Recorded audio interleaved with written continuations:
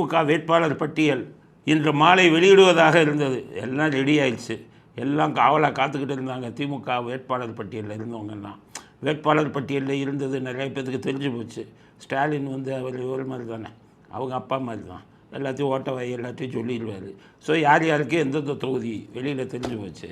தெரிஞ்ச உடனே நிறைய பேர் இன்றைக்கி தளபதியை ரிலீஸ் பண்ண போகிறாரு. எந்த தளபதி? நம்ம விஜய் இல்லை, இந்த தளபதி.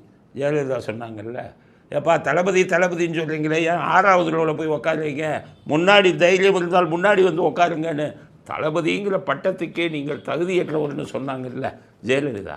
அந்த தளபதி இன்றைக்கி வெளியிடுறாருன்னு கட்சிக்காரங்க காத்துக்கிட்டு இருந்தாங்க. என்னாச்சு? எல்லாம் காத்துக்கிட்டு இருக்கான், வரல. என்னடா வரலன்னு அப்புறம் அவங்களே போய் விசாரித்தா உதயநிதி வந்து தகராறு பண்ணிட்டார். உதயநிதி அவருக்கு என்னென்னா சபரீசனின் செல்வாக்கு தான் அதில் இதாச்சு. தேமுதிகவுக்கு 10 சீட்டு கொடுத்தது கூட சபரீசன் சொல்லிட்டாரு. எதுக்கெடுத்தாலும் பெண் நிறுவனம் இவங்க இந்த வேட்பாளரை நிறுத்தினா தோற்று போயிடுவாங்க அப்படின்னு எல்லாம் ரிப்போர்ட்டை கொடுத்து பயமுறுத்தி ஸ்டாலின் அவர்களை அவருக்கு வேண்டிய ஆட்கள் எல்லாம் லிஸ்ட்டில் நுழைச்சிட்டாங்க அப்படின்னு உதயநிதிக்கு கோபம். அதனால் இன்றைக்கி சாயங்காலம் வெளியிட போகிறாங்கன்னு நேராக வீட்டுக்கு போயிருக்காரு, ஸ்டாலின் வீட்டுக்கு. அந்த உறுப்பினர் வேட்பாளர் பட்டியலை பறிச்சிருக்காரு, பார்த்துருக்காரு. அதில் வந்து நிறைய தான் அடிச்சுட்டு இவர் வேறு பேர் எழுதிட்டார். இளைஞர் அணியில் இருக்கக்கூடிய முக்கியமான பேரெல்லாம் போட்டு அம்மாட்ட சொல்லிட்டு வந்துட்டார், இதுதான் வரணும், இல்லைன்னா நடக்கிறது வேறுன்ட்டு வந்துட்டார். உதயநிதி இப்போ தான் ஸ்ட்ராங்காக ஆக்ட் பண்ணியிருக்காரு. ஆமாம், நீங்கள் எவ்வளோ கஷ்டப்படுறீங்க கட்சிக்கு, நீங்கள் தானே பிரச்சாரம்லாம் பண்ண போகிறீங்க, சபரீசன் பிரச்சாரம் பண்ண போகிறாரா? அப்போ நீங்கள் சொல்கிற ஆட்களை வந்து அதில் போடணும்ல, இளைஞர் அணின்னா போட்டு தானே ஆகணும். அவர் கேட்பார், கருணாநிதி வேட்பாளர் பட்டியல் போடும்போது என்ன பண்ணுவார்? ஏப்பா தென் மாவட்டங்கள், நம்ம மாநிலத்தில் தென் மாவட்டங்கள் அழகிரியை கேளுங்கப்பா, அழகிரியை கேட்காம போட மாட்டார். மாவட்டம்னாரு தென் மாவட்டத்துக்கு அழகிரியை கேட்காமல் போட்டால் அழகிரி வந்து தகராறு பண்ணுவார். அழகிரி வந்துட்டா கருணாநிதி நடுங்குவார். ஏன்னா அழகிரி ஆக்ஷனை வேறு மாதிரி இருக்கும். மூக்க அழகிரி அப்படியே வார்த்தைகளை கொட்டுவார், பயப்படுவார். கோட்டா அப்படி தான், அழகிரி கோட்டா தனி. வட மாவட்டங்கள் சென்னை இதெல்லாம் வந்தால் ஸ்டாலின், அந்த கொங்கு மண்டலம் இது அது வர ஸ்டாலின், இது டெல்டா ஏரியா கொங்கு மண்டலம் இது வர ஸ்டாலின், சவுத்து வந்து மூக்க அழகிரி. அவங்கள கேட்காம போட மாட்டார், அப்படி வச்சுருந்தார்.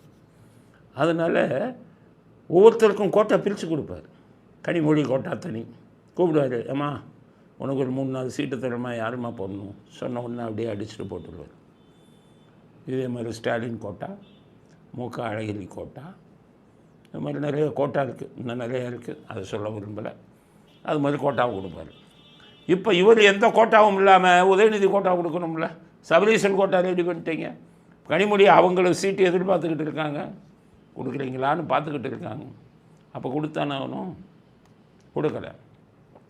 இதே பிரச்சனை அதிமுக இருந்தது 2011 எலெக்ஷன்.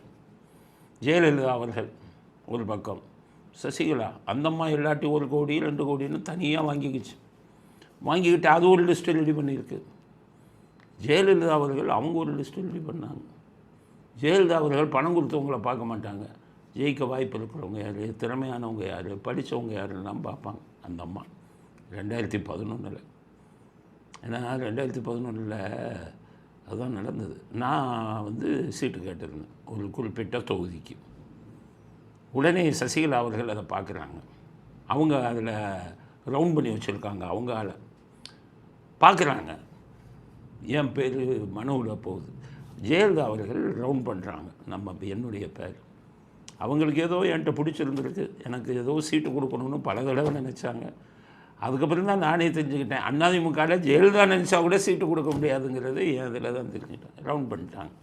ரவுண்ட் பண்ண 2வது நாள் நடந்தது. இன்னொருத்தர் அதே சீட்டை அதே தொகுதிக்கு கேட்குறவர் 40 லட்சம் ரூபாய் கட்சிக்கு நன்கொடையாக கொடுத்தார். அப்போவே முடிவு பண்ணிட்டேன், நான் ஏதோ சதி திட்டம் நடக்குதுன்னு. கரெக்டாக அந்த 40 லட்சம் கொடுத்தவர்களுக்கு தான் சீட்டு கிடைச்சது. எப்படின்னா ஜெயலலிதா அவர்கள் தனி சீட்டு ரெடி பண்ணாங்க 2011. இந்த அம்மா சசிகலா வேறு ஒரு சீட்டை ரெடி பண்ணி ஜெயலலிதா அவர்களே கேட்காம திருவொற்றியூரில் போய் வடிவுடை அம்மாள் கோயிலில் போய் வச்சு கும்பிட்டுட்டு அப்படியே ஜெயா டிவியில் கொடுத்துட்டாங்க, ஜெயலலிதாவுக்கே தெரியாமல்.